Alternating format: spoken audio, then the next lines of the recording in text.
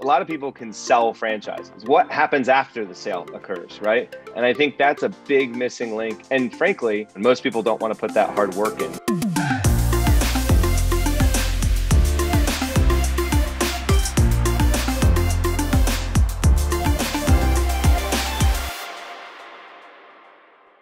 Welcome back to the Daily Coach YouTube channel. Today I have a longtime friend. His name is Nick Sheehan. Nick, welcome to Kim Daly TV. Thank you, Kim, for having me. Excited to be here.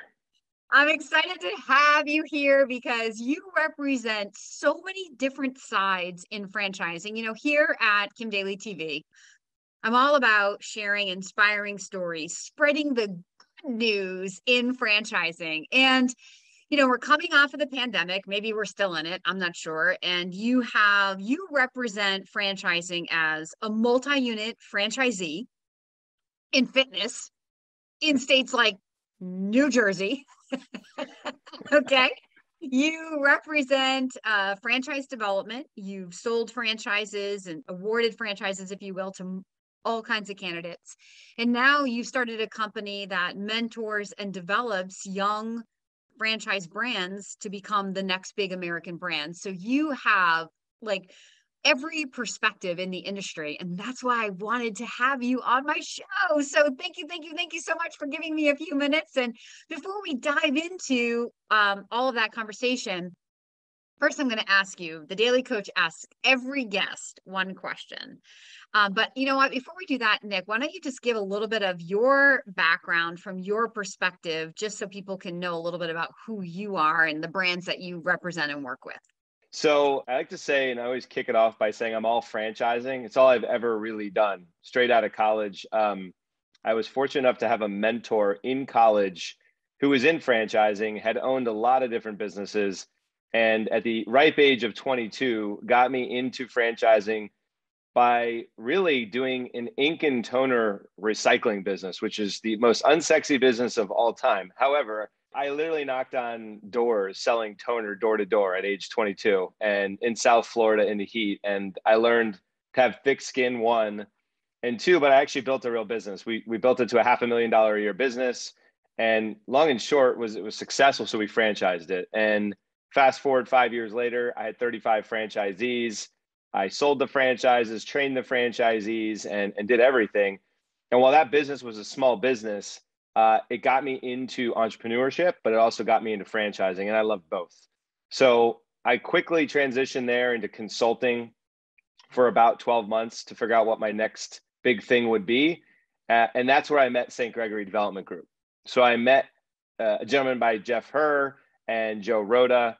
And at that time, they were just starting out. Honestly, they were 2 years into their business. And I joined forces with them. And I was there for 6 years, and I wound up having an amazing run with them. Everything from founding Cycle Bar from scratch, literally, all the way to exiting through TPG. I'm seeing Exponential Fitness grow. So they had founded Cycle Bar.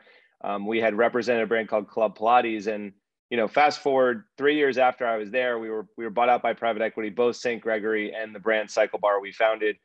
And we were a full franchise development firm, St. Gregory was. So we founded Concepts, we partnered with Concepts, and we sold for Concepts. And we became the largest franchise development firm in the world, quite literally, and really paved the way for what I think franchise sales organizations do today. It is so true. To the listeners out there, you know, St. Gregory, all of us owe so much to the mentorship and leadership that Jeff Herr brought to every single one of us. I know my life will never be the same after everything that I got to learn and how I got to grow under his mentorship, and just watching how he did what he did and learning from the absolute best. So that is a very, very fair statement.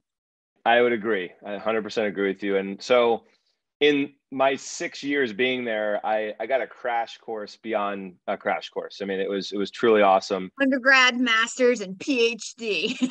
All in 6 years. Yeah, that's right.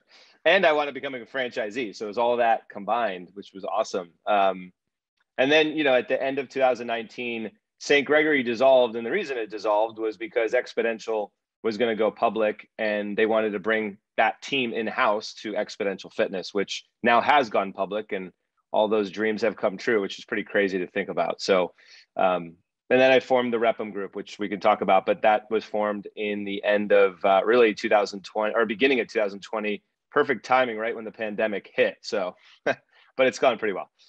Crazy. Yeah. So tell us a little bit about Rep'em, Build 'em, Scale 'em. Tell us a little bit about your new consulting. So you're basically taking what the environment where you grew up and what you learned in, and now you are now the owner of that, correct?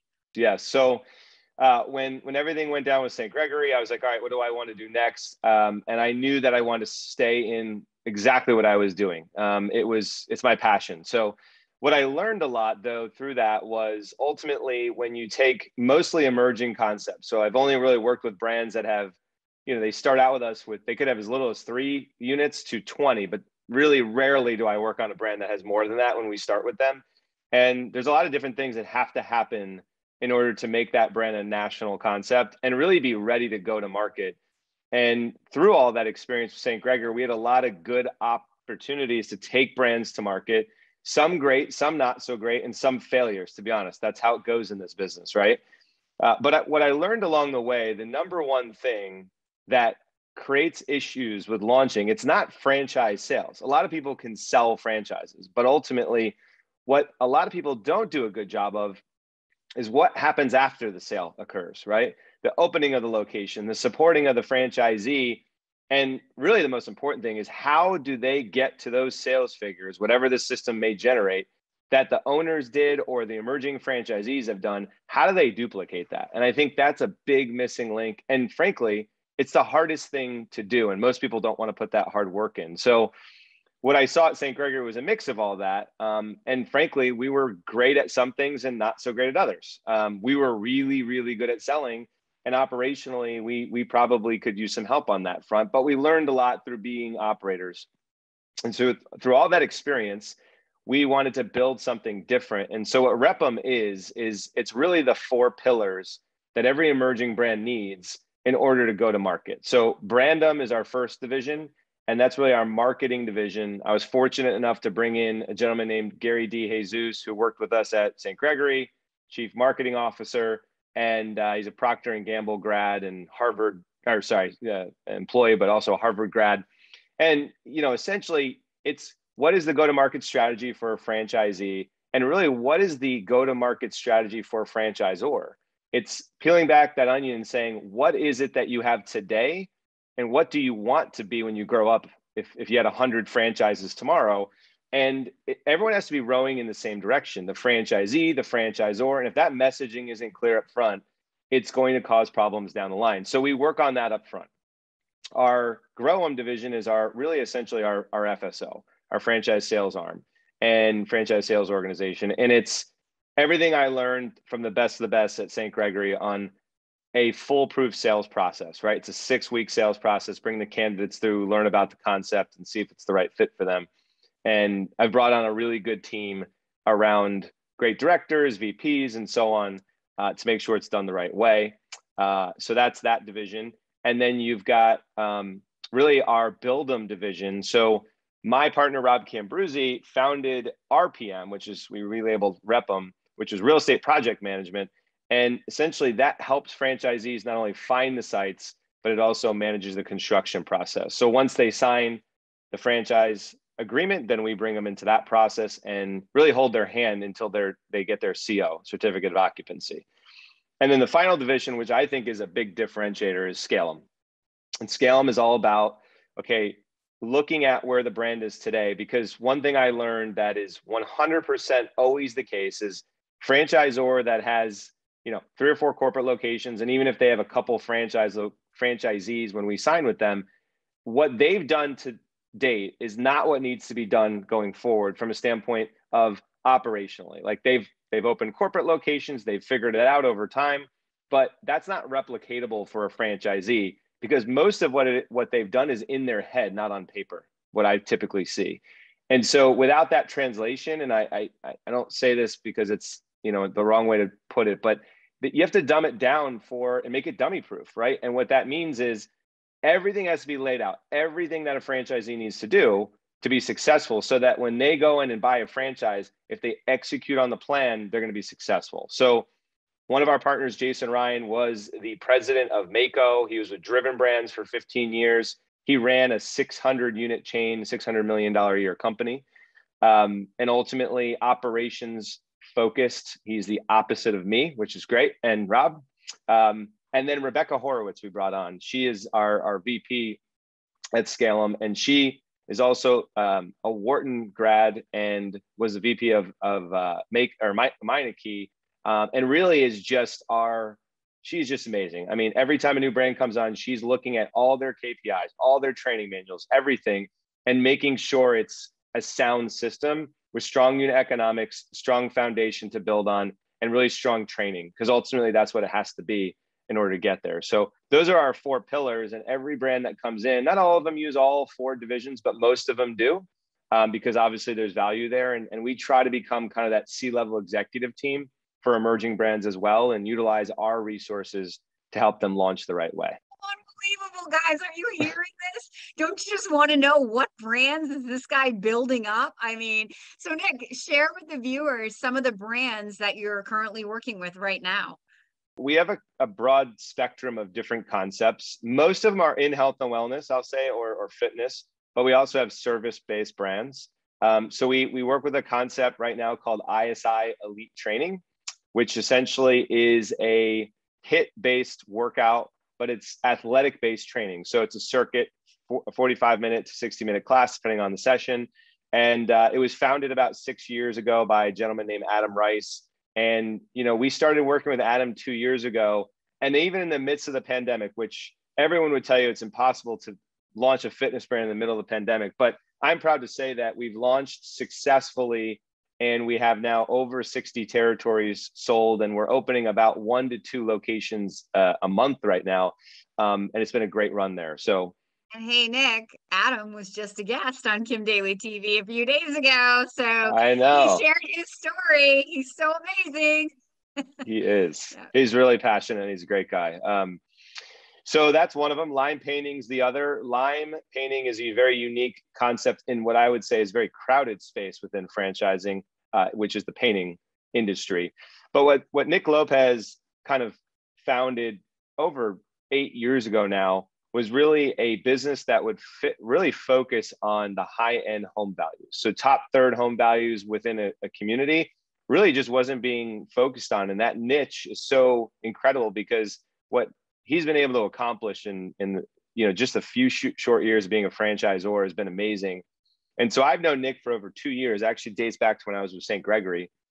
And he had about 3 franchisees at the time. And now we have nearly 15 launched. And we're about to embark on a big milestone for him, which is 50 territories awarded this month. So pretty exciting there. The best. Nick wears his heart on his sleeve. I talk about Nick Lopez like every day. In fact, I just presented lime painting this morning to a candidate. So big fan of the lime painting.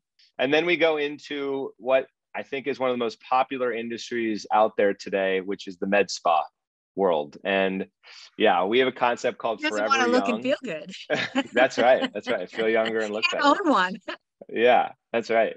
It's such a great concept, though. So Forever Young focuses on everything from Botox treatment to IV drips to hormone replacement therapy.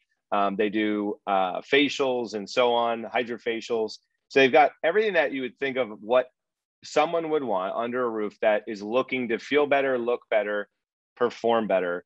And I can't tell you how successful this location has been. I mean, it's unbelievable. I've never seen unit economics around any brand I've ever been a part of like Forever Young. And to the point where they were just on, Mr. Wonderful from Shark Tank's new business. He was actually on CNBC for his new business, which is called Money Court, which basically is a concept that sounds like there's a discrepancy, but it's basically, there was an argument, should they franchise it or should they put more money into corporate stores? So it was really unique. And so it's going well. And we've now about 35 territories sold in 3 months, and we're opening them and they're successful. And so that's another concept we represent.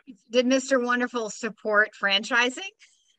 So he did, but he said you should open more corporate stores. But the reason he said that is because of the margins on the business. And he said, it's proven that you should go this route, but franchising definitely makes sense and you should continue down that route as well. He actually swore on his own TV show because the margins were so high. He was very surprised by it. It was pretty cool to see that. That's great. Yeah, yeah. Okay, listeners, if you want more information on any of these brands, you got to leave a comment below so I can reach out to you. Keep going. Keep going. Tell us about more. What else you got?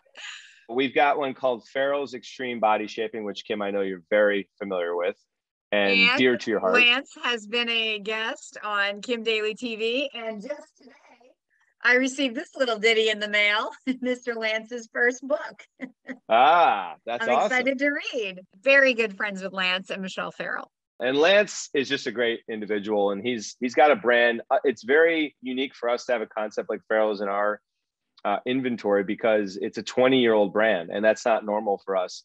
So Lance has a really unique story. He's been franchising Farrell's for 10 years now, has over 50 locations open, and he really wanted to take what he had built and turn it into version 2.0. What's the next chapter, the next 10 years look like? So he brought us on board, and we fell in love with Lance and the concept. And real simply, everyone thinks of it as a fitness-based concept, but I don't look at it that way. I look at it as transforming lives in a form of weight loss without focusing on food as the vehicle to get people there. It's focused on fitness-based classes, 10-week challenges, in order for people that really, if you think about individuals that would go into an ISI or one of my cycle bars or what have you, they're not going into a FXB, which is what it's called for short. Those individuals are individuals that are scared to go into a gym. They haven't gone into a gym for so long because they really need help. And I look at that client more of like a Jenny Craig client, to be honest. That's who their core focus is. And the transformations that they've done over the years is just, it's simply amazing. The next one I'll go over is Kiddo Kinetics. So this one's pretty awesome. I've always loved the kid space in general. Children enrichment, I think, is just such a great space to be in, a business to be in. It's a passion play for a lot of people. And it's just a great opportunity. And Kiddo is such a unique concept in that there's a lot of concepts that it's a home-based business, service-based really. But they were able to create something different in that there's a lot of kid-based, camp-based, I'll say, concepts out there where you're hosting some type of fitness-based, class and you're hosting the kids for 2 to 3 hours. But what Kiddos really was able to do is they have about 15 different modalities under one roof. And the founder really looked at it and said, you know what? A lot of kids go to camp, and I know my son's a good example of this. Like I put him in soccer camp once, and my son's 9. And he came home, he doesn't like soccer. And he's like, Dad, you spent all this money on soccer camp, and I don't even like soccer. And then you're like, all right, we already spent the money. So you're going, no matter what, you're going, right? But if you had fun. Yeah, that's right.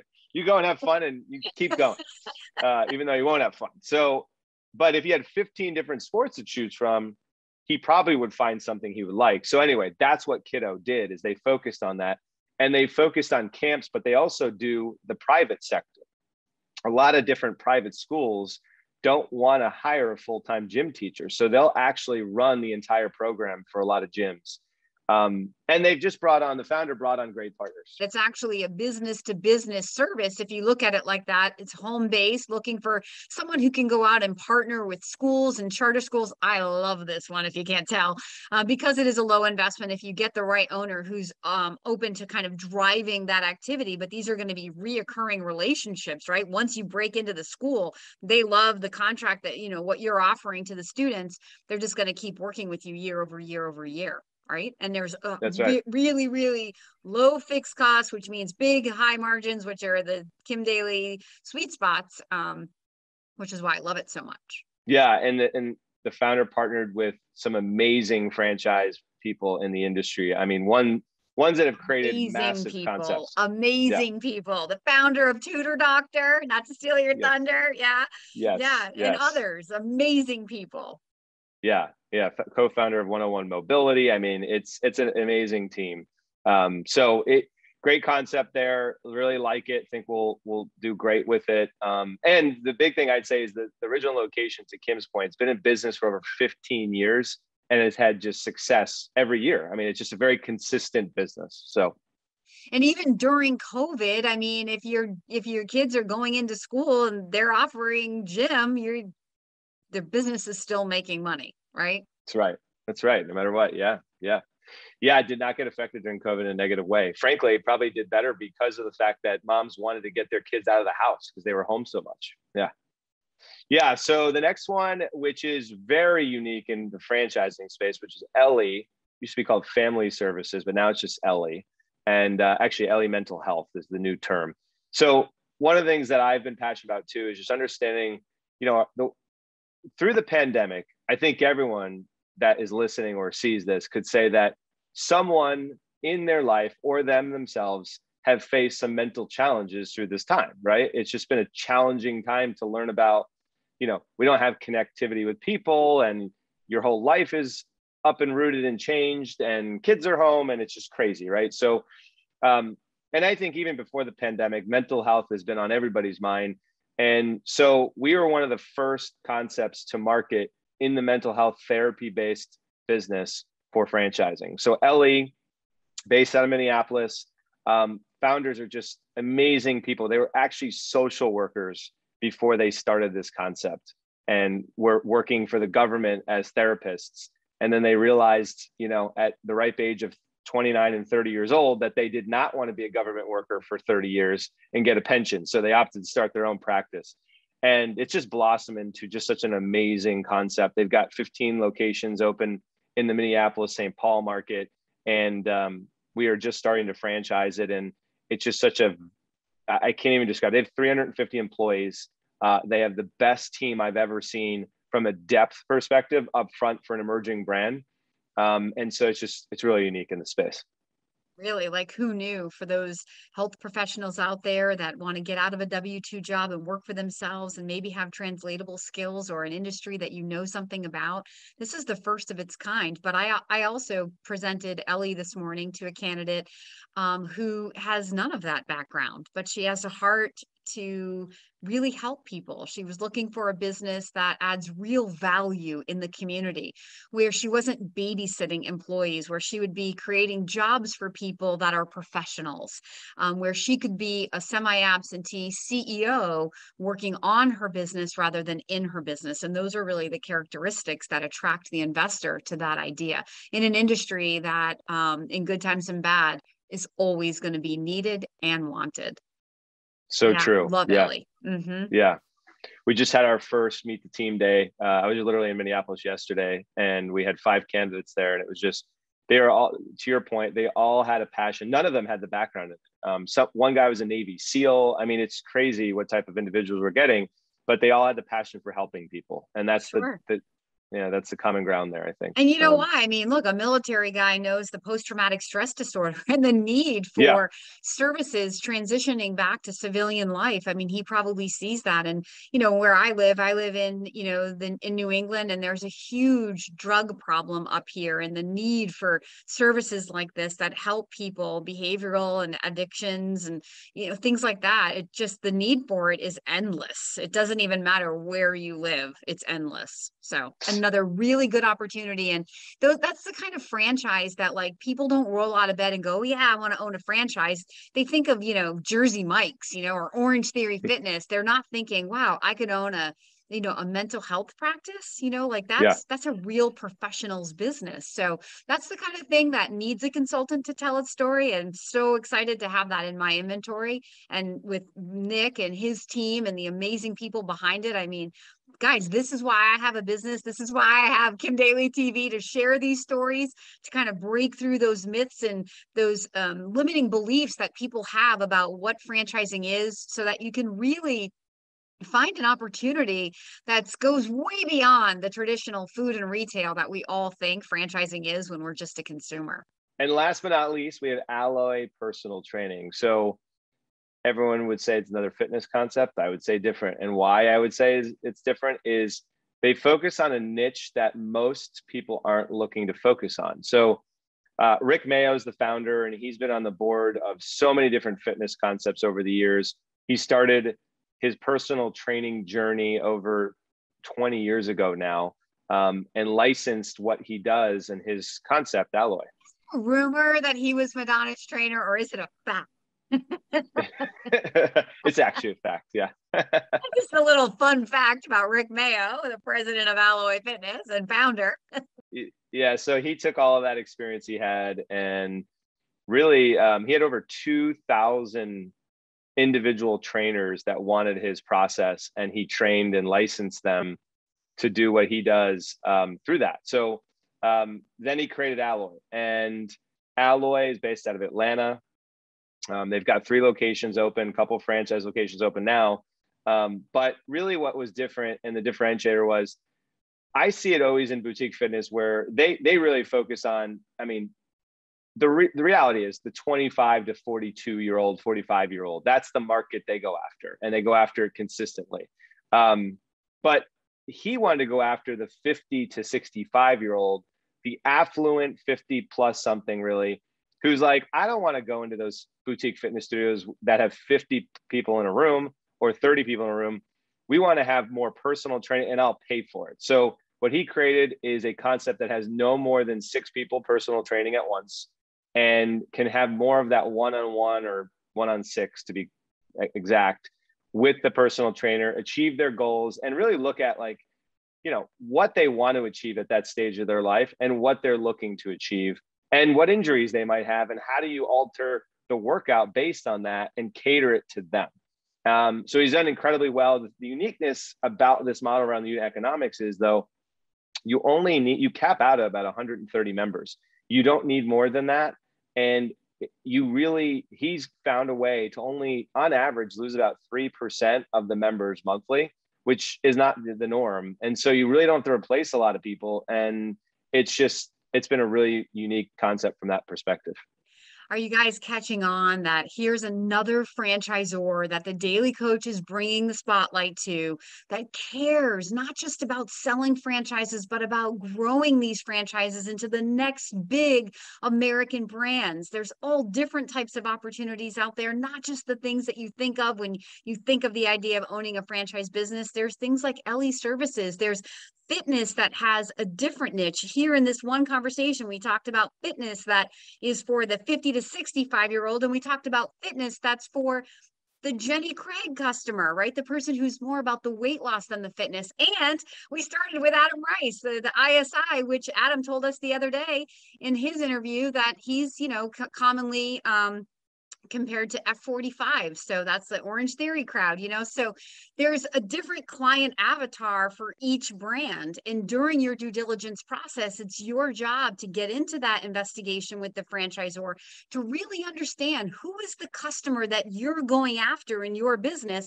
And do I buy into that? And then beyond that, how many of those customers, like Nick just said, 130 people in a fitness concept, that's all you need?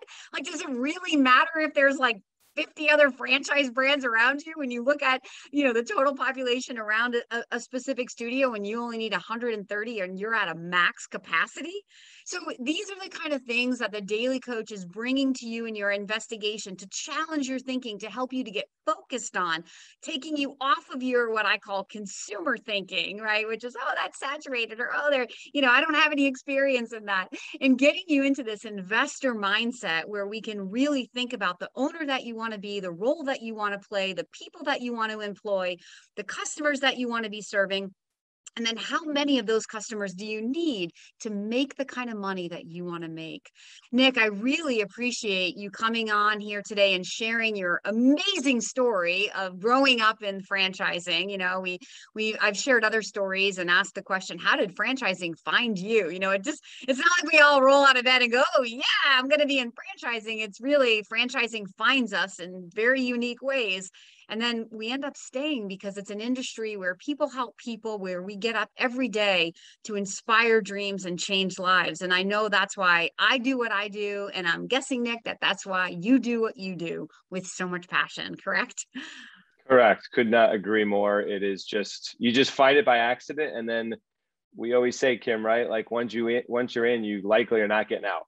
We are very, we stick together, and it's the camaraderie, it's the connections. I mean, we've all been around each other for so many years now, those of us in the development side, that it's like a college reunion every time we get together. A college reunion for the, in good and bad ways.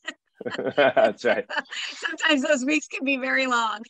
Yeah, for sure. Anyway, to wrap this up, Nick, any As I started the conversation, you've got these cycle bars and you had to go through the pandemic in fitness. I mean, what are your words of wisdom for owners and franchisors things that the nuggets you've learned during 2020 about yourself and about franchising, the resiliency of the franchise industry, even during a pandemic? The number one thing I would say is resilience, and pivoting. Those are the two words I use often. You've got to know that, you've got to believe in yourself, one, but being a franchisee of Cycle Bar, I mean, look, I have 15 locations. I went from having 15 locations with 350 employees overnight, shutting down pretty much all of them. And I had to furlough every single one of my employees except for two. So if there was ever a challenge in a business, that was one of them.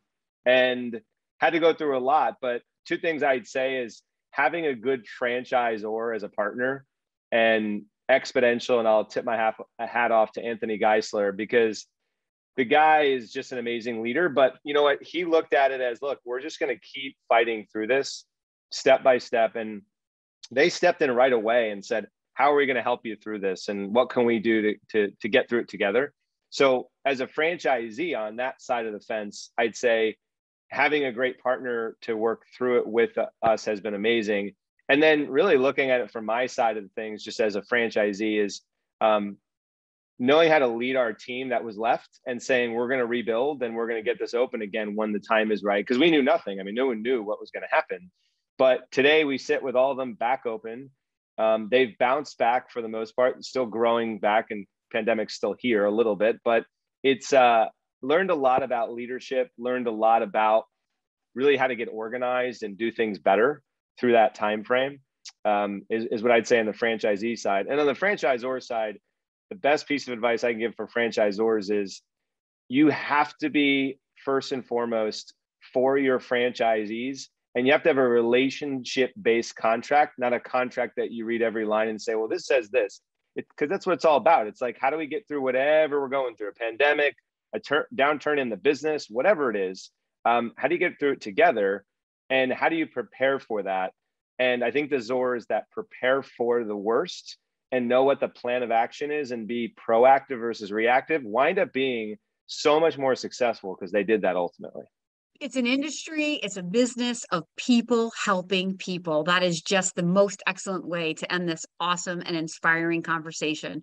For those listeners who are interested in any of the brands that Nick has mentioned today, please leave a comment below, or absolutely go to thedailycoach.com and contact me so that I can pre-qualify you. I can check the territories. We can talk about what you're trying to achieve through the business, using the business as the vehicle, and I can figure out which among those businesses might be the best ones for you. It might not be the one that you think you're most interested in, but it could be as well.